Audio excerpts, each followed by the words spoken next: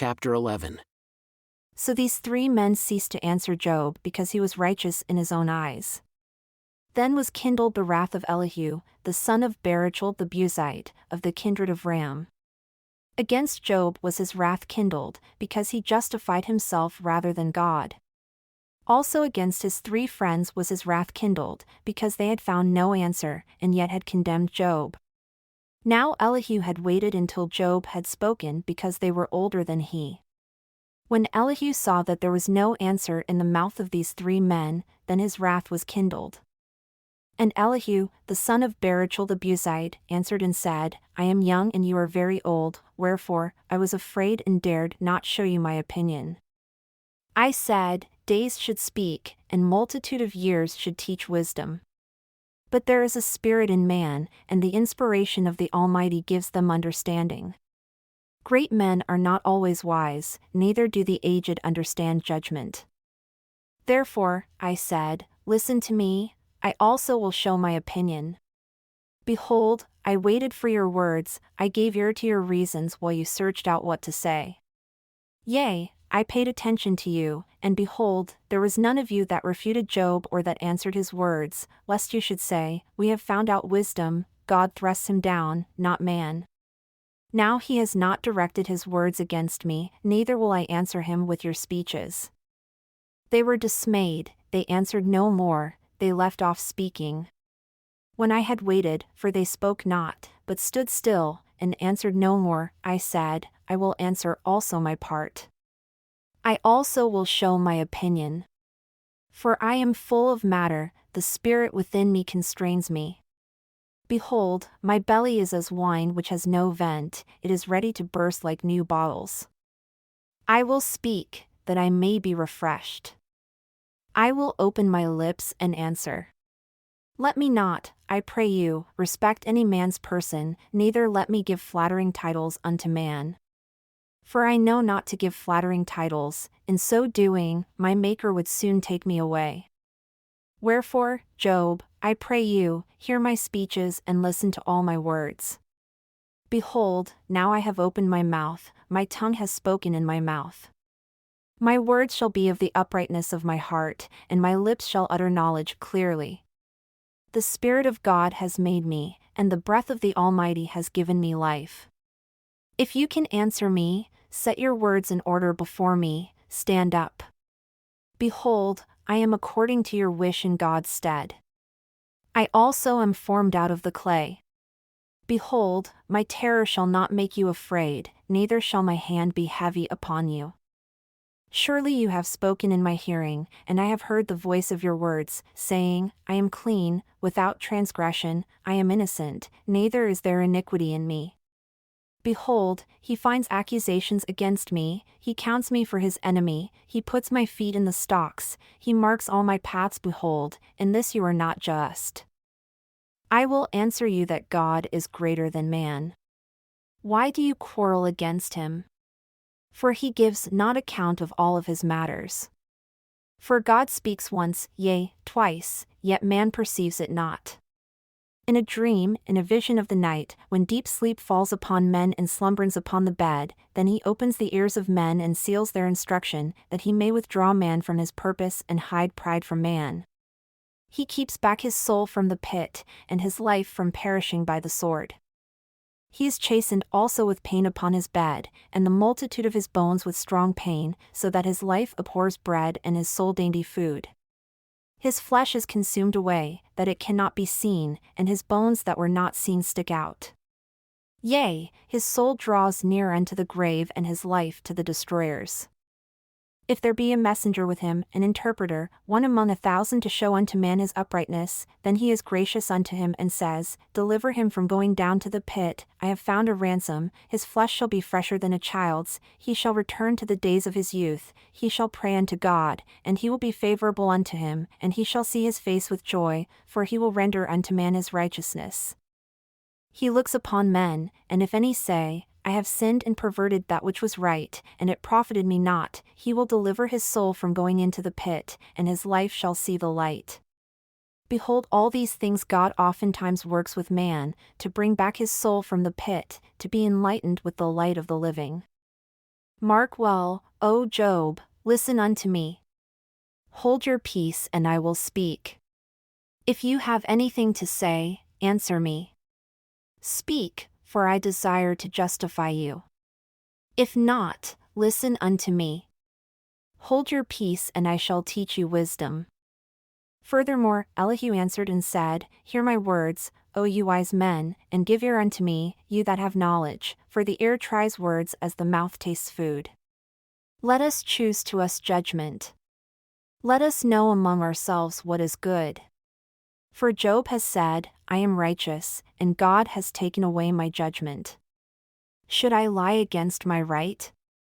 My wound is incurable without transgression. What man is like Job, who drinks up scorning like water, who goes in company with the workers of iniquity and walks with wicked men? For he has said, It profits a man nothing that he should delight himself with God. Therefore, listen unto me, you men of understanding. Far be it from God that he should do wickedness, and from the Almighty that he should commit iniquity, for the work of a man shall he render unto him, and cause every man to find according to his ways. Yea, surely God will not do wickedly, neither will the Almighty pervert judgment. Who has given him a charge over the earth? Or who has disposed the whole world? If he set his heart upon man, if he gather unto himself his spirit and his breath, all flesh shall perish together and man shall return unto dust. If now you have understanding, hear this. Listen to the voice of my words. Shall even he that hates right govern? And will you condemn him that is most just? Is it fit to say to a king, You are wicked, and to princes, You are ungodly? How much less to him that accepts not the persons of princes, nor regards the rich more than the poor? For they all are the work of his hands. In a moment shall they die, and the people shall be troubled at midnight and pass away, and the mighty shall be taken away without hand. For his eyes are upon the ways of man, and he sees all his goings. There is no darkness, nor shadow of death, where the workers of iniquity may hide themselves. For he will not lay upon man more than right, that he should enter into judgment with God. He shall break in pieces mighty men without number, and set others in their stead. Therefore, he knows their works, and he overturns them in the night so that they are destroyed. He strikes them as wicked men in the open sight of others because they turned back from him and would not consider any of his ways, so that they cause the cry of the poor to come unto him, and he hears the cry of the afflicted. When he gives quietness, who then can make trouble? And when he hides his face, who then can behold him? Whether it be done against a nation, or against a man only, that the hypocrite reign not, lest the people be ensnared. Surely it is meet to be said unto God, I have borne chastisement, I will not offend any more. That which I see not, teach me, if I have done iniquity, I will do no more. Should it be according to your mind? He will recompense it, whether you refuse or whether you choose, and not I. Therefore, speak what you know. Let men of understanding tell me, and let a wise man listen unto me. Job has spoken without knowledge and his words were without wisdom. My desire is that Job may be tried unto the end because of his answers for wicked men, for he adds rebellion unto his sin. He claps his hands among us and multiplies his words against God. Elihu spoke moreover and said, Do you think this to be right that you said, My righteousness is more than God's? For you said, What advantage will it be unto you? And, what profit shall I have if I be cleansed from my sin? I will answer you, and your companions with you.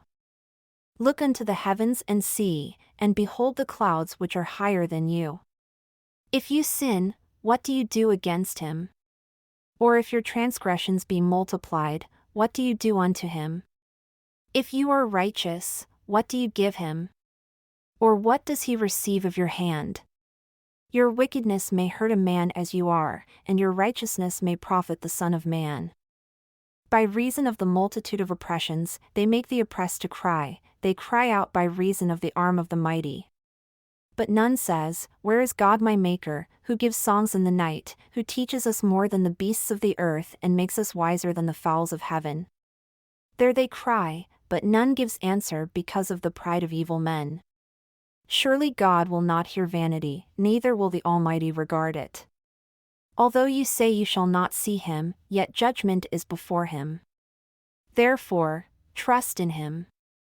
But now, because it is not so, he has visited in his anger. Yet he knows it not in great extremity, therefore does Job open his mouth in vain, he multiplies words without knowledge. Elihu also proceeded and said, Suffer me a little and I will show you that I have yet to speak on God's behalf. I will fetch my knowledge from afar and will ascribe righteousness to my Maker, for truly my words shall not be false. He that is perfect in knowledge is with you. Behold, God is mighty and despises not any. He is mighty in strength and wisdom. He preserves not the life of the wicked, but gives right to the poor. He withdraws not his eyes from the righteous, but with kings on the throne, yea, he does establish them forever and they are exalted. And if they be bound in fetters and be held in cords of affliction, then he shows them their work and their transgressions, that they have exceeded. He opens also their ear to discipline and commands that they return from iniquity. If they obey and serve him, they shall spend their days in prosperity and their years in pleasures. But if they obey not, they shall perish by the sword and they shall die without knowledge. But the hypocrites in heart heap up wrath, they cry not when he binds them. They die in youth and their life is among the unclean. He delivers the poor in his affliction and opens their ears in oppression. Even so would he have removed you out of the tight place into a broad place where there is no confinement, and that which should be set on your table should be full of fatness. But you have fulfilled the judgment of the wicked, judgment and justice take hold on you. Because there is wrath, beware lest he take you away with his stroke, then a great ransom cannot deliver you. Will he esteem your riches? No, not gold, nor all the forces of strength. Desire not the night when people are cut off in their place. Take heed, regard not iniquity, for this you have chosen rather than affliction. Behold, God exalts by his power. Who teaches like him? Who has enjoined him his way? Or who can say, You have wrought iniquity? Remember that you magnify his work, which men behold. Every man may see it, man may behold it afar off. Behold, God is great and we know him not, neither can the number of his years be searched out. For he makes small the drops of water, they pour down rain according to the vapor thereof, which the clouds do drop and distill upon man abundantly. Also, can any understand the spreadings of the clouds or the noise of his tabernacle? Behold, he spreads his light upon it and covers the bottom of the sea. For by them he judges the people. He gives food in abundance. With clouds he covers the light, and commands it not to shine by the cloud that comes between. The noise thereof shows concerning it, the cattle also, concerning the vapor. At this also my heart trembles and is moved out of his place. Hear attentively the noise of his voice and the sound that goes out of his mouth. He directs it under the whole heaven, and his lightning unto the ends of the earth. After it a voice roars, he thunders with the voice of his excellence, and he will not restrain them when his voice is heard. God thunders marvelously with his voice. Great things does he which we cannot comprehend. For he says to the snow, Be on the earth, likewise to the small rain and to the great rain of his strength. He seals up the hand of every man, that all men may know his work. Then the beasts go into dens and remain in their places. Out of the south comes the whirlwind, and cold out of the north. By the breath of God, frost is given and the breadth of the waters is narrowed. Also by watering, he wearies the thick cloud. He scatters his bright cloud and it is turned round about by his counsels, that they may do whatever he commands them upon the face of the world and the earth. He causes it to come, whether for correction, or for his land, or for mercy. Listen unto this, O Job. Stand still and consider the wondrous works of God. Do you know when God disposed them and caused the light of his cloud to shine? Do you know the balancings of the clouds, the wondrous works of him who is perfect in knowledge? How your garments are warm when he quiets the earth by the south wind. Have you, with him, spread out the sky, which is strong and as a molten mirror? Teach us what we shall say unto him, for we cannot order our speech by reason of darkness. Shall it be told him that I speak? If a man speak, surely he shall be swallowed up. And now men see not the bright light which is in the clouds, but the wind passes and cleanses them. Fair weather comes out of the north, with God is terrible majesty. Touching the Almighty, we cannot find him out. He is excellent in power, and in judgment, and in plenty of justice.